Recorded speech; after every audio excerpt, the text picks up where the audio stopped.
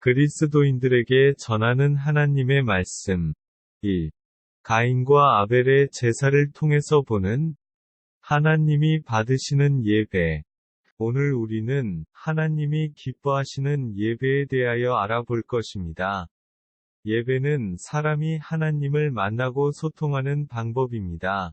구약에서는 제사를 드렸고 신약에서는 예배라는 형태로 드려집니다.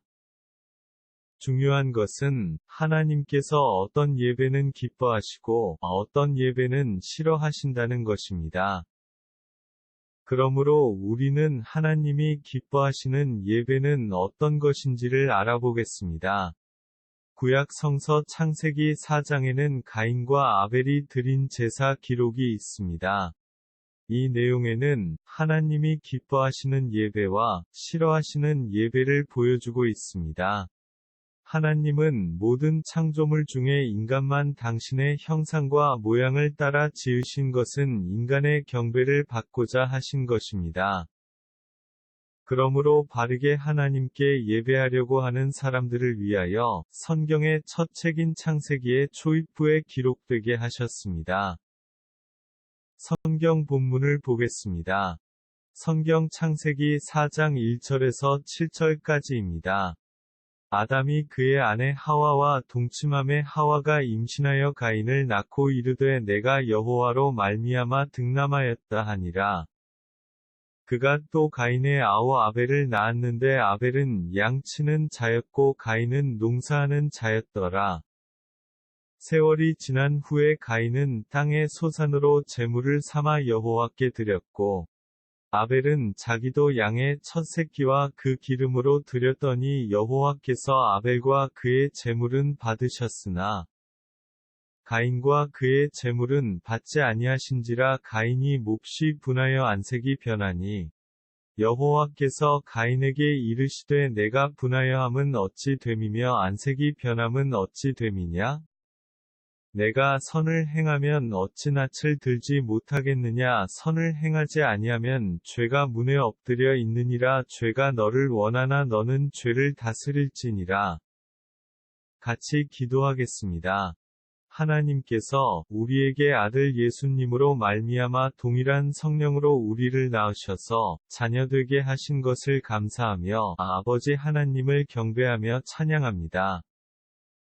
이 시간에도 진리의 성령으로 인도함을 받아 아버지의 뜻을 알기 원합니다.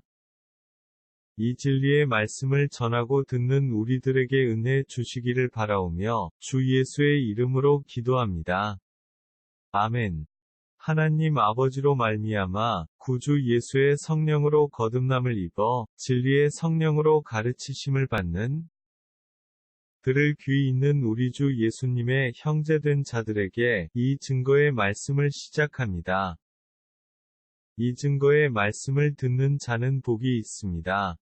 하나님으로부터 아들의 성령으로 거듭남을 입은 사람은 같은 성령으로 증거하는 하나님의 말씀을 알아듣습니다.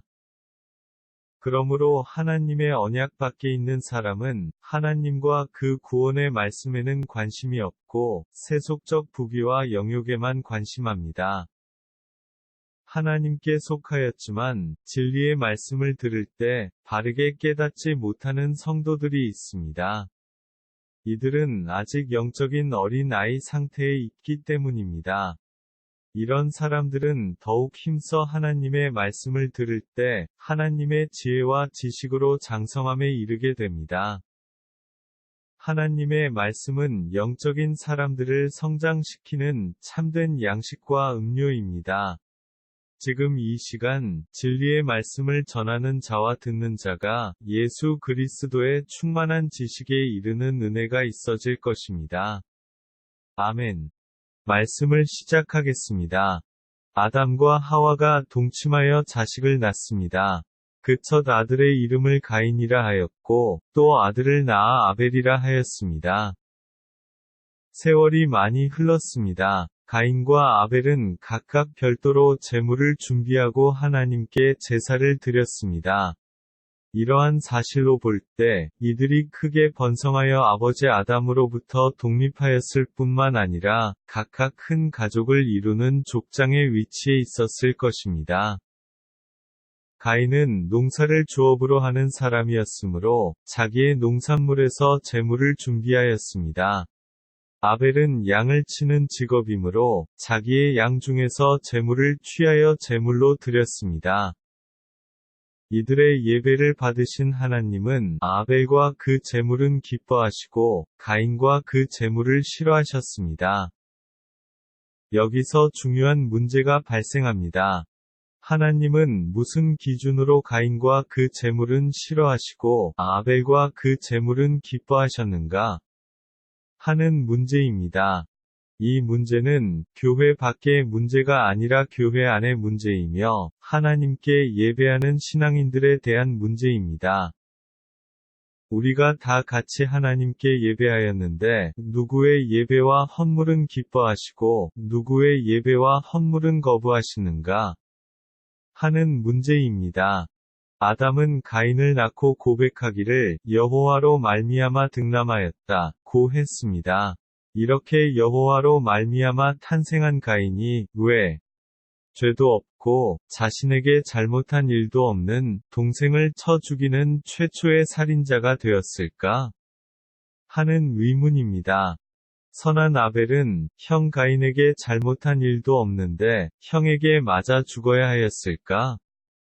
하는 의문입니다. 전능하신 하나님은 이러한 참극을 미리 방지하실 능력이 없으셨는가? 하는 의문입니다. 믿음으로 보아야 보입니다. 하나님의 뜻은 사람이 자기 지혜로는 알 수 없을 만큼 광대합니다. 하나님은 살인자 가인도 의로운 아벨도 이 세상에 태어나도록 섭리하셨습니다. 그리고 위로운 제사를 드렸던 아벨은 악한 형에 의하여 죽습니다. 하나님은 친동생을 죽인 가인을 벌하시지도 않으셨습니다.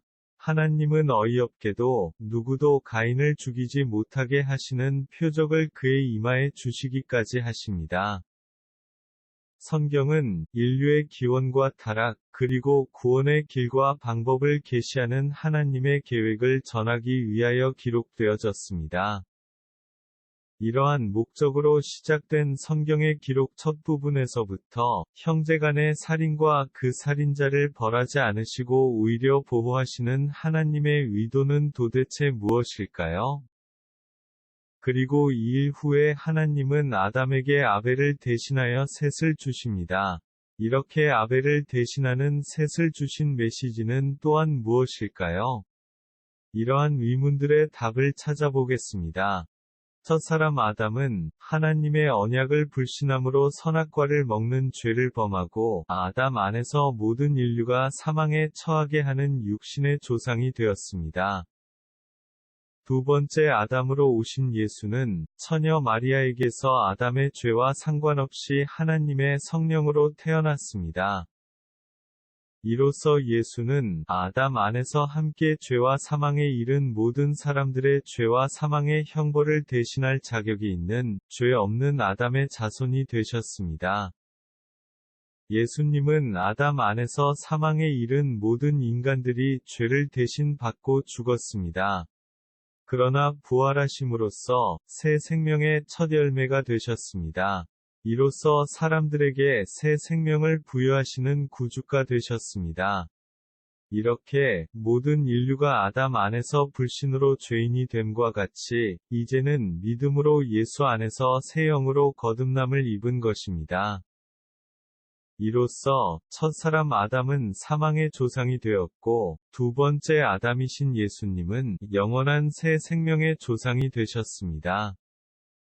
가인과 아벨은 이러한 하나님의 원대하신 뜻을 미리 예시하시기 위하여 선택된 사람들입니다. 가인은 죄 없는 의로운 동생을 죽임으로써 죄 없는 예수를 죽이는 유대인들의 모형으로 예시되었습니다. 아벨은 죄 없이 의로운 믿음으로 죽임을 당한 예수의 모형으로 예시되었습니다. 우리가 먼저 알 것은 하나님은 보이는 것과 보이지 않는 모든 것의 창조주이시며 주관자이심을 믿으며 성경은 그 하나님이 주실 구원의 계시를 담은 기록임을 믿어야 합니다. 이 믿음은 내 지식으로 시작되는 것이 아닙니다. 부활하신 예수의 성령으로 거듭남을 입게 된 사람에게 나타나는 성령의 속성입니다. 이것은 하나님이 정하신 것입니다. 사람의 생각에는 어찌하든지 하나님에게는 모든 것이 정의입니다. 그분에게 불의는 없습니다. 그분이 창조주이시기에 그러합니다. 이 진리는 토기장이 비유해서 잘 이해할 수 있습니다. 토기장이는 자기가 만든 토기들에 대하여 버릴 권한과 취할 권한이 있습니다. 또한 귀히 여기는 토기와 천하게 여기는 토기가 있습니다. 이러한 전적인 권한이 토기장이에게 있음과 같습니다. 인본주의적, 불신의 눈으로 성서의 기록들을 볼 때 사람의 생각으로는 믿어지지 않고 이해할 수 없는 것들까지도 신본주의적 믿음의 눈으로 보면 성경의 위문이 도리어 성경을 해석해주는 은혜에 이르게 합니다. 이러한 은혜를 입은 사람은 세상의 모든 일들이 하나님의 원대한 계획 안에서 일어나는 예정된 사건이라는 사실을 알게 됩니다. 성서가 기록된 최종적 목적은 하나님과 예수 그리스도의 왕국으로 세워질 영원한 새 하늘과 새 땅에 대한 계시와 그 성취에 대한 안내의 역할입니다. 요한복음 5장 39절에서 예수님은 너희가 성경에서 영생을 얻는 줄 생각하고 성경을 연구하거니와 이 성경이 곧 내게 대하여 증언하는 것이니라 라고 말씀하셨습니다. 이러한 관점에서 가인과 아벨의 제사 사건을 통하여 하나님께서 우리에게 알려주시고자 하시는 교훈은 무엇일까? 하는 질문의 답을 찾아보겠습니다. 가인과 아벨의 제사. 가인과 아벨의 제사는 하나님이 기뻐 받으시는 예배가 어떤 것인지에 대하여 알려주시는 그림입니다. 성서가 기록되어 전해진 것은 모세로부터입니다. 하지만 하나님께 제사를 드리는 일은 아담으로부터 시작되고 자손들에게 전해지며 지켜진 관습이었습니다. 아담은 하나님께 드리는 제사에 가인과 아벨을 참여하게 하였을 것입니다. 성경 창세기 4장 3절 서두 기록에는 세월이 지난 후에 라고 합니다. 단어의 의미 그대로 많은 세월이 지난 후입니다.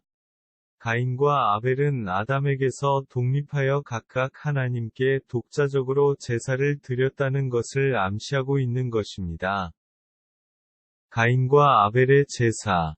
가인과 아벨의 제사는 하나님이 기뻐 받으시는 예배가 어떤 것인지에 대하여 알려주시는 그림입니다.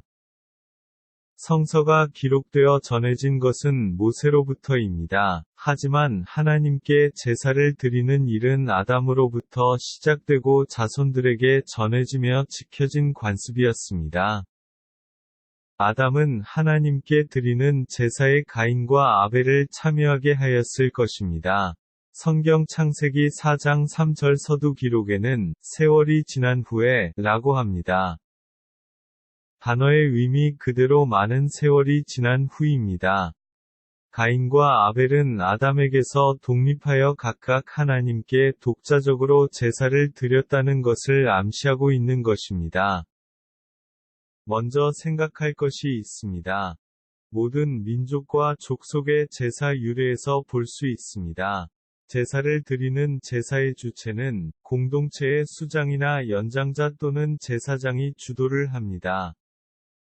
여러분의 과거의 불신 가정에서 경험하였듯이 조상에 대한 제사를 드릴 때 제사의 주최자나 제사장은 집안의 연장자와 자손을 둔 장손이 맡게 됩니다.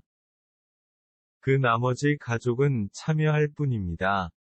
그런데 가인과 아벨이 각기 제물을 준비하고 자신들이 제사장으로 제사를 드렸다는 사실은 이들이 제법 큰 규모의 일가를 이루었고 아비 아담에게서 완전히 독립하여 일가를 이룩한 후라는 사실을 알게 합니다.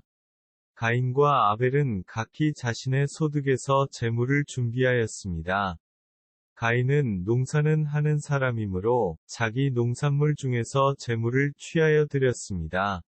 아벨은 양을 치는 사람이므로 자기의 양 중에서 제물을 취하여 드렸습니다. 그런데 하나님은 아벨과 그의 제물은 기뻐 받으시고 가인과 그의 제물은 받지 않으셨습니다.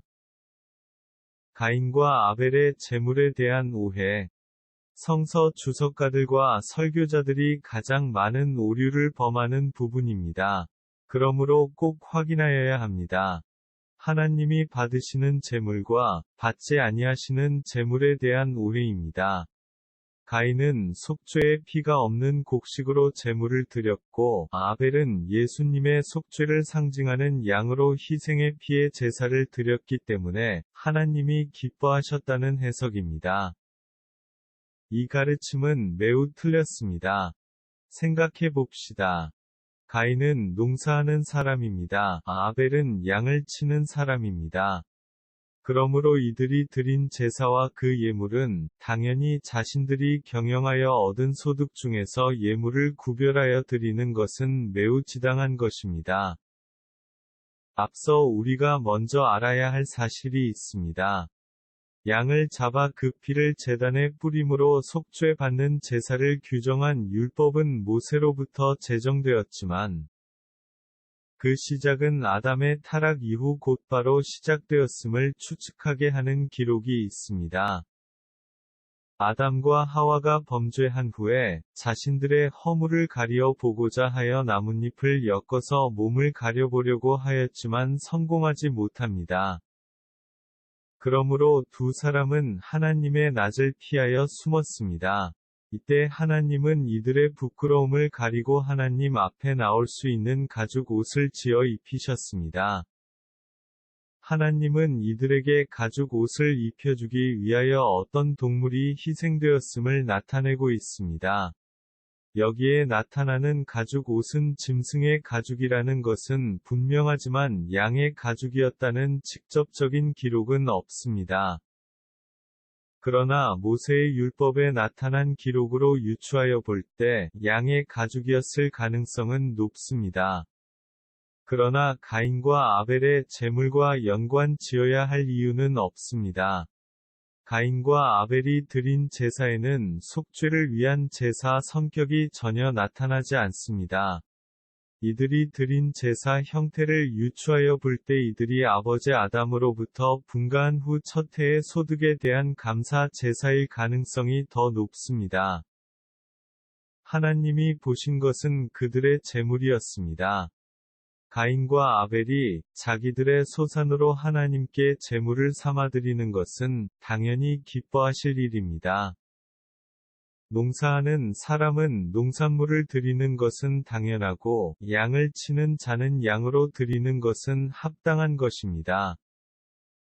주요한 것은 하나님은 그들이 드린 예물을 통하여 그들의 마음 내면 믿음을 보셨습니다.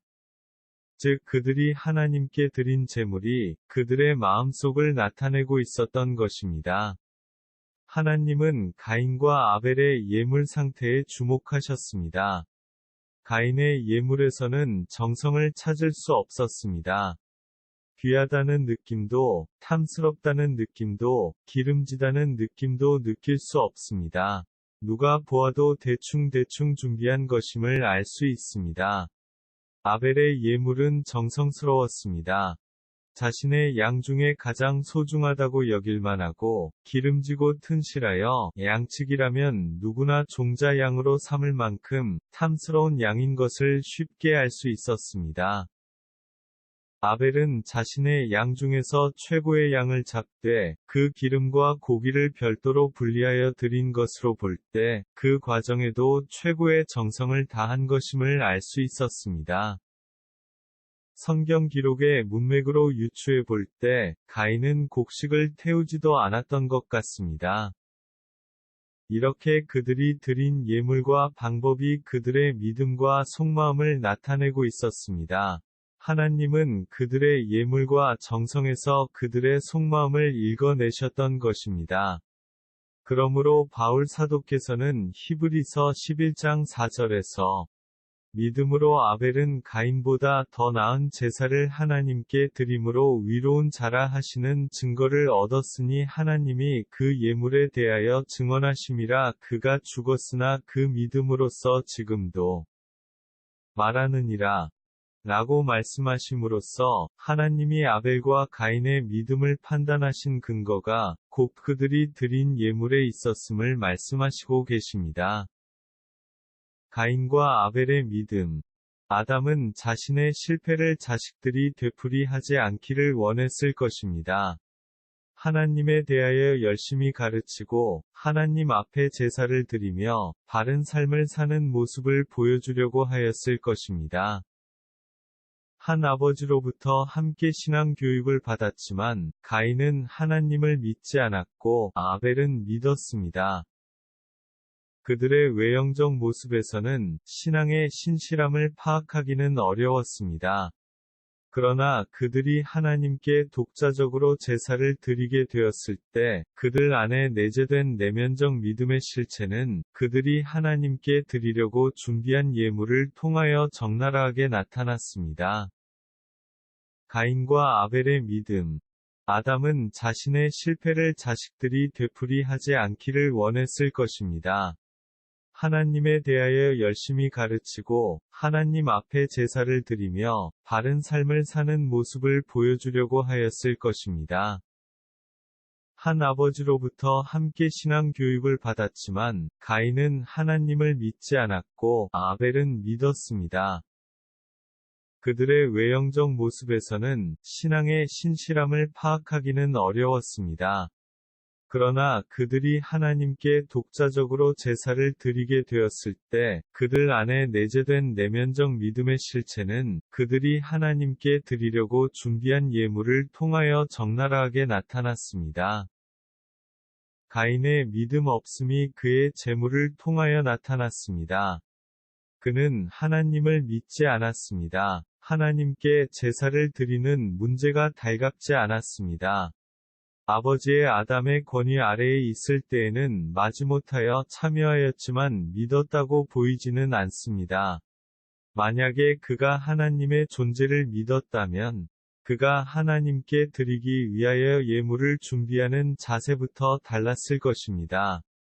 자신이 농사하여 생산한 농산물 중에 가장 귀하게 여기고 씨앗으로 남겨서 다음 해에 종자로 써야 할 탐스러운 곡식으로 정성을 다하여 준비하였을 것입니다. 그러나 그가 예물로 드린 곡물에서는 그런 모습을 볼 수가 없었던 것입니다. 그는 믿음이 없으니 형식만 갖춘 곡물을 드렸습니다. 하나님 앞에서의 선과 죄는 무엇인가요? 가인은 자신과 재물을 받지 아니하신 하나님을 향하여 분해하였습니다. 이러한 가인을 향하여 하나님은 내가 선을 행하면 어찌 낯을 들지 못하겠느냐, 선을 행하지 아니하면 죄가 문에 엎드려 있느니라. 죄가 너를 원하나 너는 죄를 다스릴지니라 고 말씀하셨습니다. 선은 하나님을 향한 경외와 믿음으로 사는 것입니다. 죄는 자기 중심적으로 사는 것입니다. 아담과 하와 안에서 인간은 누구나 죄인으로 태어납니다. 죄의 원조는 사단입니다. 사단은 하나님의 영광을 도둑질하려고 하나님의 형상을 가진 인간의 경배를 받고자 합니다. 그러므로 사람이 하나님 중심으로 사는 선을 행하지 아니하면 저절로 사단의 권세 아래 놓입니다. 그러나 하나님 중심으로 살면 저절로 죄와 사단을 다스리는 것이 됩니다. 가시적 교회에는 두 종류의 신자가 있습니다. 하나님과 그리스도 예수님께 속한 거듭난 이들이 있습니다. 이런 사람은 본질상 하나님께로부터 왔으며 예수 그리스도 안에서 성령으로 거듭난 사람입니다. 이런 사람은 새하늘과 새 땅의 상속자로서 예수님과 함께 영생을 누릴 사람입니다. 거짓 그리스도인들이 있습니다. 이들은 자신의 타락한 욕심을 채워줄 대상으로 하나님을 찾습니다. 이들은 여전히 사단의 솔깃한 거짓말이 즐겁습니다. 이들은 눈에 보이는 교회의 구성원으로 있지만 실상은 육신적 유대인처럼 사단에 속하여 있습니다. 예수님이 유대인들을 향하여 말씀하셨습니다. 너희가 내 말을 믿지 못하는 것은 너희는 너희 아비 마귀에게서 났기 때문이라고 하셨습니다. 모든 불신자들의 영의 아비는 마귀이며 사단에 속한 것입니다. 예수님은 사람이 누구의 말을 듣고 따르는가 하는 문제는 사람이 그가 속한 소속을 나타낸다고 하셨습니다. 가인과 아벨의 제사를 통한 하나님의 계시. 하나님께서 가인과 아벨의 제사를 통하여 계시하시려는 것은 무엇일까요? 하나님이 기뻐하시는 예배에 대한 가르침입니다. 당신은 하나님을 경배하는 예배에 참석하는 것이 즐겁습니까? 당신이 하나님께 나아갈 때 드릴 예물을 기쁨으로 정성스럽게 준비하십니까? 하나님은 그들의 제물을 통해 그들의 믿음을 보셨습니다. 아벨의 예물에는 아벨의 믿음과 헌신의 마음이 담겨져 있었습니다. 그 예물이 그의 마음속에 품은 신앙을 나타내고 있었습니다. 가인과 아벨의 제사 기록은 성경의 시작 부분에 있습니다. 이렇게 하나님은 하나님을 찾는 사람들을 찾으시고 기다리시는 마음을 나타내셨습니다. 하나님은 기꺼이 즐거움으로 예배하는 자를 찾으십니다. 하나님은 예배하는 자들의 마음의 동기를 보십니다. 예배자의 마음을 그의 정성들인 예물을 통하여 보십니다. 바울 사도께서도 하나님이 기쁨으로 받으시는 예배에 대하여 가르치시는 말씀이 있습니다. 신약 성경 히브리서 11장 6절에 믿음이 없이는 하나님을 기쁘시게 하지 못하나니 하나님께 나아가는 자는 반드시 그가 계신 것과 또한 그가 자기를 찾는 자들에게 상 주시는 이심을 믿어야 할지니라 하셨습니다. 새로운 예배 시대가 열렸습니다. 사람이 누군가를 기쁘게 하려면 먼저 그 사람의 취향을 알아야 합니다. 이와 같이 사람이 하나님을 기쁘시게 하려면 하나님이 무엇을 기뻐하시는지를 알아야 합니다. 구약에서의 제사는 장차 있을 참된 예배에 대한 그림자이며 예표였습니다. 구약의 언약이 성취된 신약에서의 예배에 대하여 예수님이 친히 말씀하셨습니다. 요한복음 4장 23절에서 24절에는 아버지께 참되게 예배하는 자들은 영과 진리로 예배할 때가 오나니 곧 이때라 아버지께서는 자기에게 이렇게 예배하는 자들을 찾으시느니라. 하나님은 영이시니 예배하는 자가 영과 진리로 예배할지니라 하셨습니다. 성령 강림 이후의 예배. 바울 사도께서 과거 구약에서의 예배와 섬김에 대하여 의문에 순종하였다고 표현하였습니다.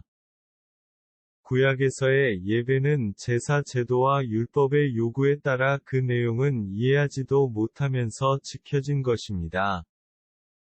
이것은 참된 것이 나타날 때까지 작은 빛으로 복음으로 가는 길만 안내하는 것입니다.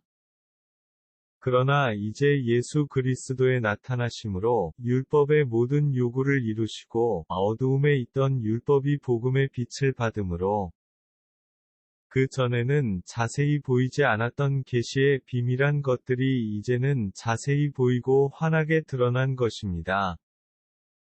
그러므로 신약의 성령 감림 이후의 예배는 구약의 예배와 다릅니다. 예배하는 사람이 하나님 아들의 영인 성령으로 거듭난 영과 진리로 예배하는 것입니다. 하나님이 예배 받기를 기뻐하시는 대상은 따로 있습니다.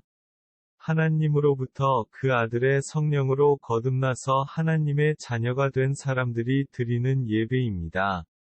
예를 들어봅니다. 아버지의 잔치에 온갖 손님은 많으나 정작 친자녀들이 참석하지 않는다면 아버지는 그 잔치가 즐거울 리가 없습니다. 하나님 아버지에게서 아들의 성령으로 거듭나게 한 사람은 이미 진리 안에서 하나님의 자녀가 된 사람입니다. 그러므로 성령으로 거듭난 하나님의 사람들이 드리는 예배가 영과 진리로 드리는 거룩한 예배이며 하나님이 기뻐하시는 예배입니다.